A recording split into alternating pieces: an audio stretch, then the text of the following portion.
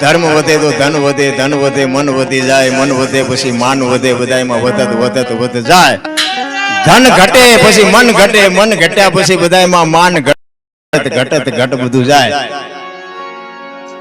ગમે આ નકર આપણે રોલ કર્યા હોય પછી કે અમારું દવાખાનું મળતું જ નથી, પછી ક્યાંથી મળે? આપણે હિસાબ ન કરવો પડે આપણે જેટલા રોલ કર્યા છે. કરેલા કર્મના બદલાથી દેવા રામ જેવા રામને ભોગવવું પડ્યું, કૃષ્ણ જેવાને બાપુ ભીલના બાણથી વિધાવવું પડ્યું છે. કર્મની ગતિ બાપુ કઈક અટપટી છે,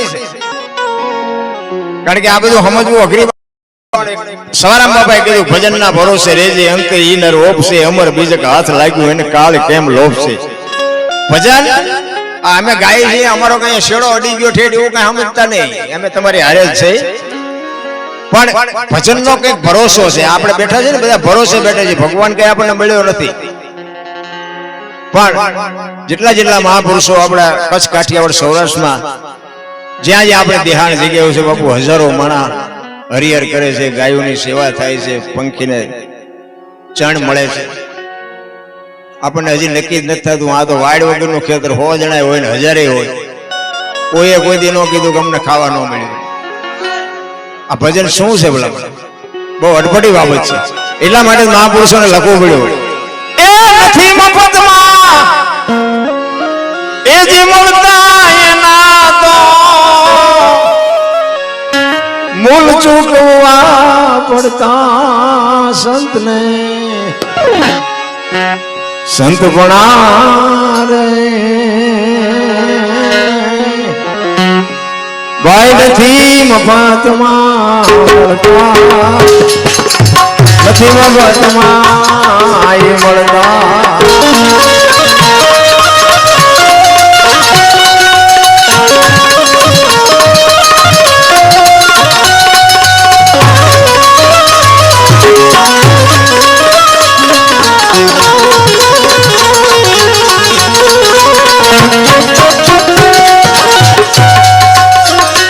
બરી બજારોમાં ભાઈ કોઈ વેચાણા,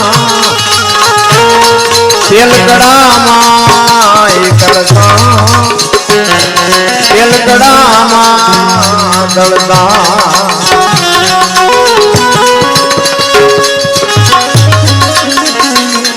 બરી બજાર કોઈ વેચાણા, તેલ કડામાં દળતા, તેલ કડામાં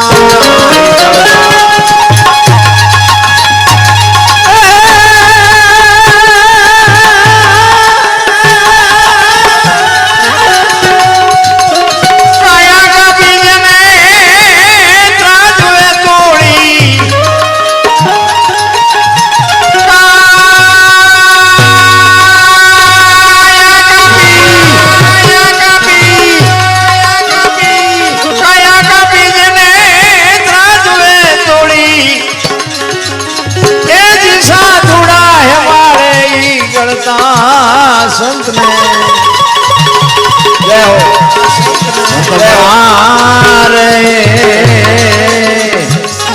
ભાઈ નથી મફતમાં મળતા, નથી મફતમાં એ મળતા. જય હો, જય હો, જય હો, જય હો.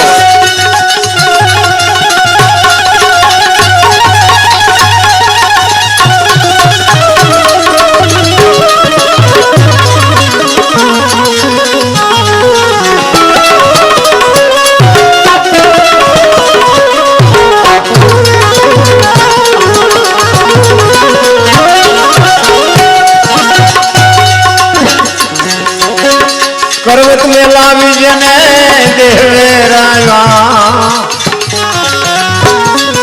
કાળજા કાપીને ધરતા, કાળજા કાપીને ધરતા.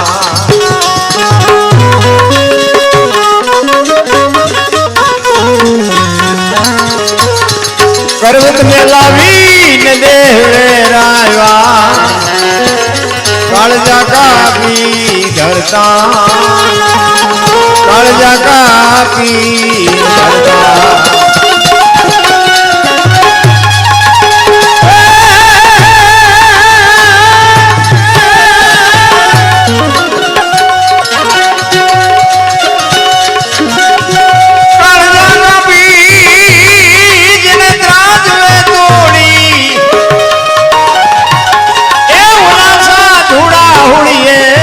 રડતા સંતને સંત બના રે કોઈ નથી મફતમાં મળતા નથી મફતમાં મળતા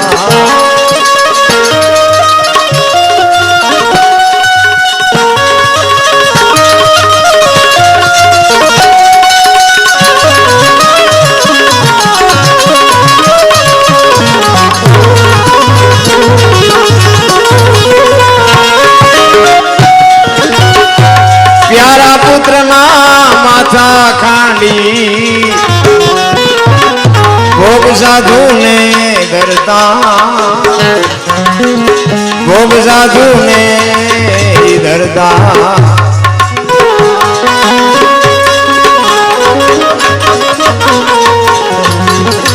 પ્યારા પુત્રના માથા ખાંડી ભોગ સાધુ ને ધરતા ભોગ સાધુ ને ધરતા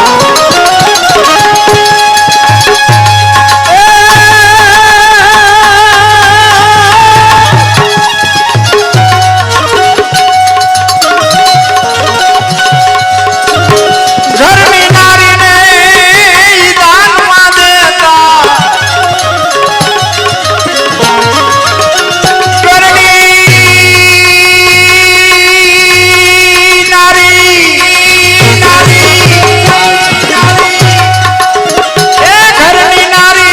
દાનમાં દેતા સંતને સંત બના રે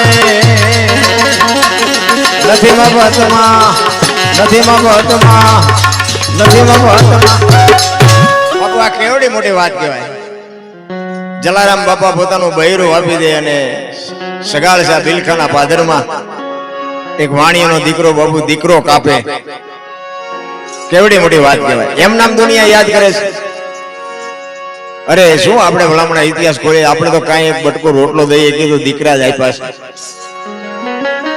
મહાપુરુષોએ જે સમર્પણ કર્યું છે મહાપુરુષો જે ત્યાગ કર્યો છે બિલખાના પાદરમાં બાપુ 8 દિને એલી મનાડી ને તેની સાસુને જમાડ્યા વગર જમે નહીં એવું વાણિયાને નિયમ અને 7 દિને એલી મનાડી બાપુ હાથ દાંતણા ભેગા થયા ને કેલૈયો 8 વર્ષની ઉંમરનો કેલૈયો બાપુ ઈ એને માન બાપા નથી જમતા ને દીકરો નથી જમતો સગાળસાને એમ થાય કે અમે તો ઠીક છે પણ આ ફૂલડા જેવું છોકરું કર્મ જાય ભગવાનને આની દયા નહીં આવતી હોય અને ભગવાનને એમ થયું કે હારા જીવ કાઢી નાખશે પણ આ ખાહે તો નહીં અને રક્તપીતિયાનો રોગ કરી અને બાપુ એવો સાસુ બની અને ગામના પાદરે આવીને બેહે અને કોકે સમાચાર આપ્યા કે શેઠ અહીંયા ગામના પાદરે એક સાધુ બેઠો છે એ લઈ આવ્યા લાંબી વાત છે ટૂંકામાં કહું લઈ આવ્યા પછી 32 ભાતના ભોજન કરી અને આમ થાળી પીરસી એટલે બાપુએ કીધું ભાઈ હું આવું કઈ જમતો નથી હું તો અઘોરી છું મારે તો માઉસ જોઈએ મારે આ રોટલા શાક ને મારો કોઈ આહાર નથી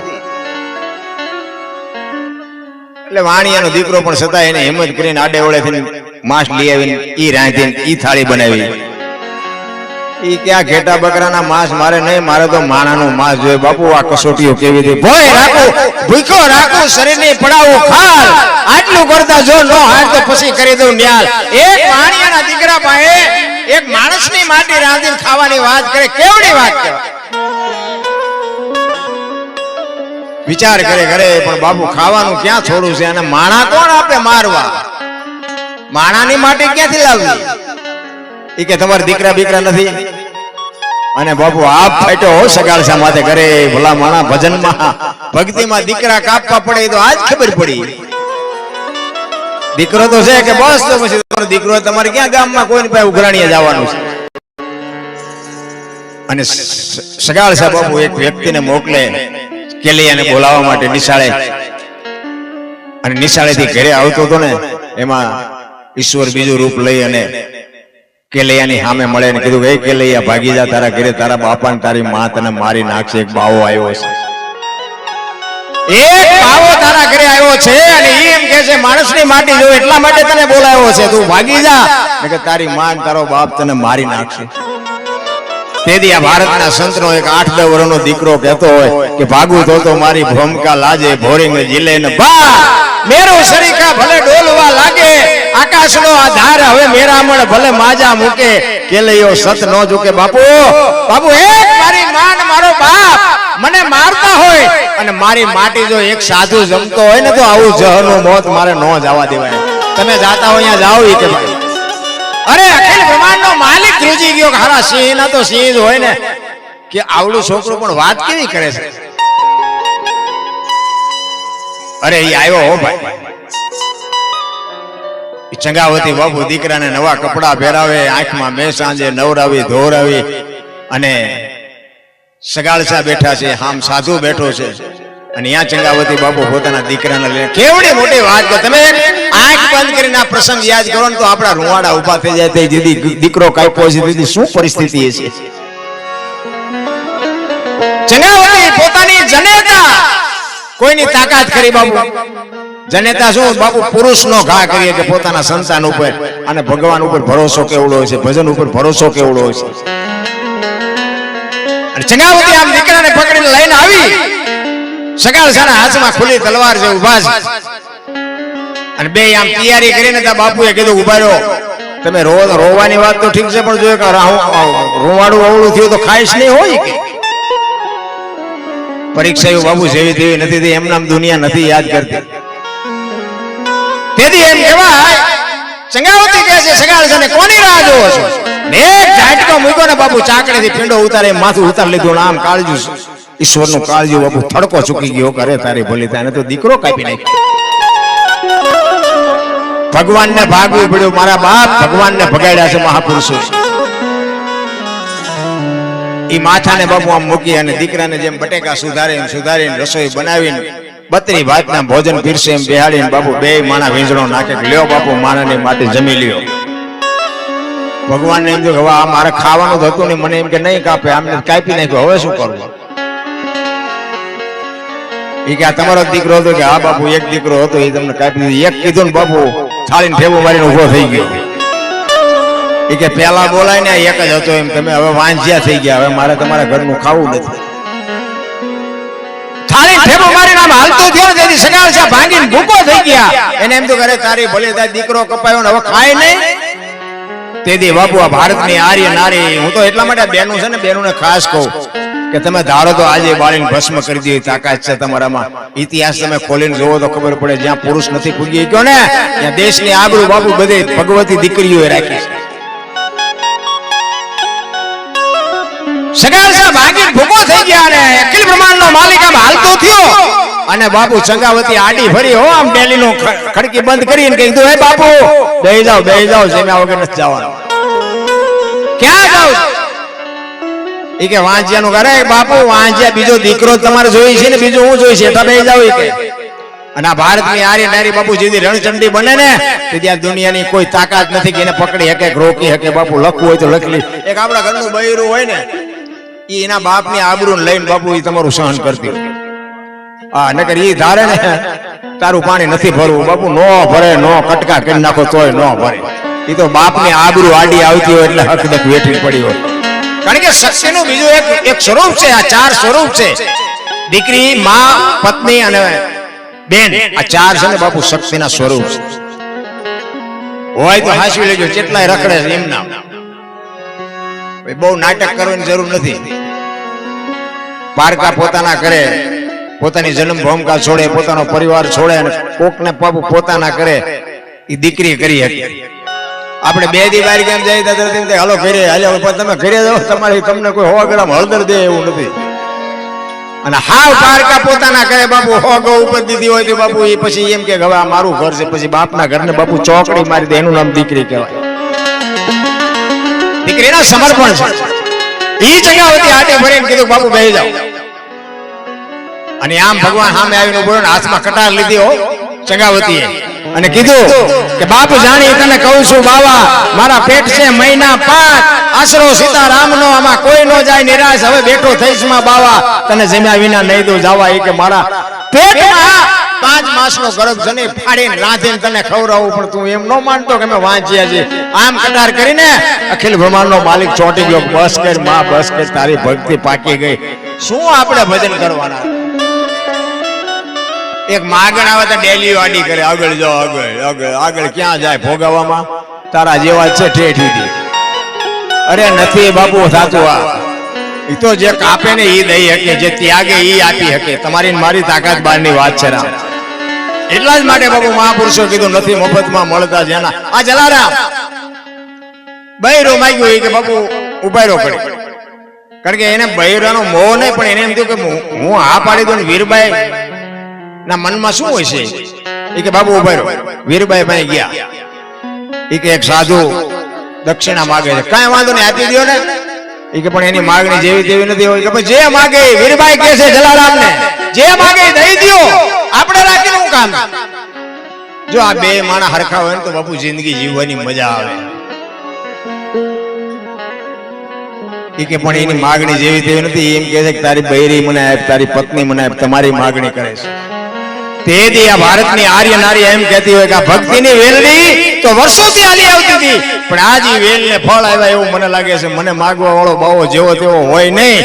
મારા બાપાએ તમને હાથ આપ્યો છે ને એ આજ જો બાવાને આપી દો મને જવામાં વાંધો નથી. બાપુ કોની વાત કરી આપણે, કોના વખાણ કરવા? એ બાવડું પકડી અને આવે અને બાપાને કીધું બૈરું જોવે ને કે હા કે આ ઉપાડો. આમ પકડાયું. તેથી સતાધારની ગાદી ઉપર આપા ગીગાનું બાપુ રાજ, એની ગાદી તપે અને એની હાથે બાપુ ટોકરા આરતી નગારા મીડિયા વાગવાન માણસો હુતેલા જાગી ગયા. હો ભાઈ આપા ગીગા વીરપુર સામે જોઈને ખાડ ખાડ ખાડ ખાડ દાંત કાઢે. બધા ઊભા થઈ કે બાપુ આ શું થયું? કહું તું કે એની હાથે નગારા ટોકરા વાગે.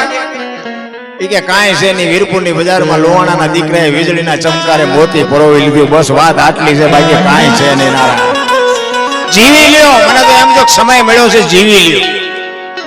કોકની આગીબાજી કરવાનું બંધ કરો, ખોટા ચકડા ગળવાનું બંધ કરો. આ બધું આપણે ઊભું તો આપણે જ કરીએ છીએ. પછી કે શું નડતું છે? આ ભૂવા બધાનું હાલ્યું છે એમ જ હાલ્યું છે. એટલે કે ભૂવા કે ભૂવા શું પછી અહીંયા તમે ધરાહાર જાઓ એટલે ભૂવા એનો કઈક રસ્તો જ કરે ને. ભૂવા ખોટા છે એવી મારી વાત નથી, પણ અહીંયા બધા બાપુ અમને શું નડતું? બાપુ પછી એ ગમે દોરાન ધાગાન કરીને તમને બધું ઊંડાળે ચડાવી દે. કાંઈ નડે જ નહીં બાપુ. નડતું હોય આપડે બાપાને ખાવા રોટલા નહોતા, આપડે તો હિલોળા છે અને ખાવા ધાન નતું તો કોઈ દાણા નો જોવડાવતું. આપડે અત્યારે મૂક્યાનો માર્ગ નથી. કરોડપતિ દીકરા દાણા જોવડાવે. બોલો દુનિયા આખી તમે જુઓ તો રોવે જ છે. ઓલા ગરીબ છે એવડે એમ કે અમે જેથી પૈસા વાળા થાય છે એવડે એમ રોવે એમ જાગે. ઓલા કરોડપતિ છે એ કે પૈસા કોઈ સોરી ન જાય સારું એવડે એમ જાગે છે. બધાને ઉજાગરા જ છે. અરે એ આમ હાથ રાખીને બાપુ શાંતિથી જીવો, મોજ કરો. ભગવાને જો શરીર તંદુરસ્ત આપ્યું હોય, આ એમ તો હું બાબુ બે હારે પથારીઓ કરી દે. પણ આ કંઈક અમારા હોય છે કંઈક બાઇકમાં હશે આવું કંઈક તમારા બધા ભેગા બે આવવાનું. હમણાં એવા 3-4 મહિનેથી બે ધંધે લગાડ્યા છે. તો શું કરવું? આમાં ઘણા અમને કોમેન્ટો કરીને કે આવો તમે આખી દુનિયામાં શીખમણ દો છો કે તમે કેમ માંદા પડ્યા? બોલો શું કેવું? આ બાબુ હજારો માણસ રોટલા ખબર, આપણે જેટલું કીડિયારું નથી પૂર્યું તો એમનો વારો કાઢ્યો, આપણો નો કાઢે. કર્મે લખ્યા કિરદાર કોઈ દી સઠી ના ઝૂકે નહીં. પછી હુનર કરો હજારી આખરે આડા ફરે. તમારું મારું કરમ છે નહીં બાપુ, કોઈને ખબર છે નહીં. એટલા જ માટે તમને મને એક માણસનો અવતાર મળ્યો. મારો કહેવાનો મિનિંગ એક આપણું માણા હારું હોય ને ભાઈ, હગો હારો નો હાંપડે, મિત્ર મળે જો લબાડ, પત્ની મળે જો કભાર જો હેળે જો અવતાર. ત્રણેય પખા મોળા હોય તો ગિરનાર ભેગું થઈ જાય. બૈરામ ઠેકાણા ન હોય, ભાઈબંધમાં ઠેકાણા ન હોય, હગામ ઠેકાણા ન હોય, જાવું ચા કઈ મજા ન આવે. આપણે અહીંયા ડેલી ગીર્યા હોય ને ત્યાં સીધા ગળે સોટે. ઓલું મગાવી લાવ્યા, અરે પણ પાણી તો પીવા દે, મરી ગયા અમને બાકી આખા ગામને ગોળીઓ પઈ તમારે હાટું આવું. એક ગામની વાત તમને નાનું દર્શન આપી દો. ઈ બોલો ભાઈ આખે ગામને ગોળીઓ પઈ ને આમ ડેલીમાં ગયો ને ત્યાં એની હોવે ઓસરીમાં ઉભી હતી ને એને કીધું કે ખાલી આવ્યા રીંગણા તમારે એમ નતા મગાવ્યા. અને ઓલા ને અહીંયા ઓફિસમાં કઈક માથાકૂટ થઈ લે ટેન્શનમાં બિચારો વીવો આવ્યો. કે ભાઈ ત્યાં મગાવ્યા હતા પણ ભૂલી ગયો. એ તમે તો આવા રહ્યા, તમને તો મારા બાપાને આડો હેરું ન ઉતર્યો ને, હે આમ થયું ને હારું થયું, હું અહીંયા આવી તમારું હારું થયું, તમારે રહેવા હારું ઘર નહોતું ફલાણું આયા ઉપાડ્યો. પાણીનું કોણ પૂછે? હજી અંદર આમ વાંસળીમાં ગયો ને તો એનો છોકરો બેઠો હતો. છોકરો આ બે વાત સાંભળીને તો છોકરો મળ્યો ડકડકાવા. બાપા તમારી માથે આટલી જવાબદારી, તમે આવી વસ્તુ ભૂલી જાઓ, આમ થોડું હાલતા હશે, આવું આમ હોય હોય. વ્યવહાર કોને કહેવાય, વ્યવહાર કેવી રીતે હાલે, તમે તો ઘરના મોબ છો ને ફલાણું છો ને ઢોકળો છો ને, દીકરાએ ડકડકાયા. પછી અંદર ગયો ને એક રૂમમાં, એની જુવાન દીકરી બાબુએ ફોનમાં વાત કરતી હતી કોકની હારે. અને ફોનમાં વાત કરતી હતી ને, એ ફોનમાં એમ કહેતી હતી કે અમારે બધી સુખ શાંતિ છે, મારું ભણવાનું પતી ગયું, બધું કમ્પ્લીટ થઈ ગયું, હારો એક છોકરો જડી જાય ને મારા માટે, પણ મારા બાપા જેવો ન જડે ને તો સારું, મારા બાપા જેવો ભૂલકણો ન જડે ને તો સારું. બાપુ આ શબ્દો જ્યાં બાપના કાને પડ્યા ને, બાપ ભાંગીને ભૂકો થઈ ગયો. કરે તારી ભલે થાય તારી, આ હું કોના હાટું જવા મારું છું? આ મારું બૈરું મને આમ કે, મારો છોકરો મને આમ કે, મારી દીકરી આખી દુનિયામાં એમ કે મારા બાપ જેવો ભૂલકણો ન મળે. અરે બાપુ એનો બાપ એના રૂમમાં જઈ અને ગળતો બળથીઓ બે એમ બાપુ સોફામાં બેહી ગયો, ભાંગીને ભૂકો થઈ ગયો. અડધી રાત સુધી બાપુ પડખા ફેરવા નીંદર નો આવીને પછી અડધી રાતે જાગીને ચિઠ્ઠી લખી અને ચિઠ્ઠી બાપુ ટેબલે મૂકી અને રાતે નીકળી ગઈ.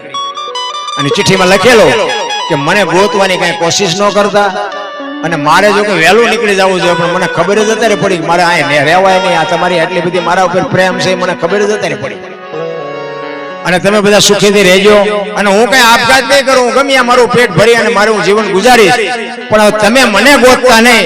આ ચિઠ્ઠી લખીને ભાઈડો વિયો ગયો. હવે બાપાના રૂમમાં જોયું, બાપા હતા નહીં, તો કે કાંઈ નહીં, કારણ કે જરૂર તો બહુ હતી જ નહીં, એટલે કોઈ કઈ ગોતવાની તપાસ ન કરી. ચિઠ્ઠી વાંચી કે હારું આપણે જ્યાં કાઢ્યા છે એમને હાથે ગયા છે ને આવશે, એમને આવવું છે, ઘર તો છે જ છે ને. બાપુ 15 દી થયા, મહિનો થયો, 1.5 મહિનો થયો, 2 મહિના થયા ને, પેલો દૂધ વાળો કે પૈસા આપી દેજો ને કે દૂધ થાય છે કાલથી બંધ. પેપર વાળો આવ્યો કે પૈસા આપજો ને પેપર થાય છે બંધ. માલિકોની છોકરાને વહુએ કીધું ગેસનો બાટલો ખૂટી રહ્યો. લાઇટ બિલ વાળા આવ્યા, 2 મહિને ભર્યું નથી ને બીજું 2 મહિનાનું આવ્યું. પછી બાપુ આમને એમ થયું કે આ તો બધું બાપાના રાજમાં આપણે કઈ ખબર જ નહોતી કે આ બધી મગજ મારી હાલે છે. હવે કઈ ક્યાં જાય, હવે હાલો કે બાપાને ગોતી. બાપા જડ્યા, પણ બાપા કે ના, હવે હું આ રામનું ભજન કરું છું, મને 2 ટાઈમ રોટલો આવી રામ ટેકરી જેવું મળી ગયું તો શું બાયડીને છોકરાને કરવાય, ભજન થાય ઢીલોળા ન થાય. કહેવાનો મારો અર્થ એ છે કે ઘરના સભ્યોને જો ઘરના સભ્યો જ ન ઓળખી શકે તો બાપુ જિંદગીમાં જીવવાની મજા ન આવે. અને પોતાના નડે ને તમે કોઈને કહીએ ન હો, કઈ કરીએ ન. આ પ્રહલાદ ને નડ્યો કોણ? એનો બાપ. મીરાને નડ્યું કોણ? રાણો. નરસિંહ મહેતાને નડ્યું કોણ? એની નાય. પાંડવોને નડ્યા કોણ? કૌરવ. પોતાના જ નડ્યા. પછી ઇતિહાસ થયો. આપડા નડે ને પછી બહુ રોદલા ન રોવા. સમજી લેવું, ઠાકર નજીક આવ્યો હોય તો જ આપડા આપણને નડે. આખી દુનિયા ઓળખે ને આપડા મેર્યા હોય ન ઓળખે. જીવન બાબુ જીવવા જેવું છે. ચાલો કહેવાનો અર્થ એ છે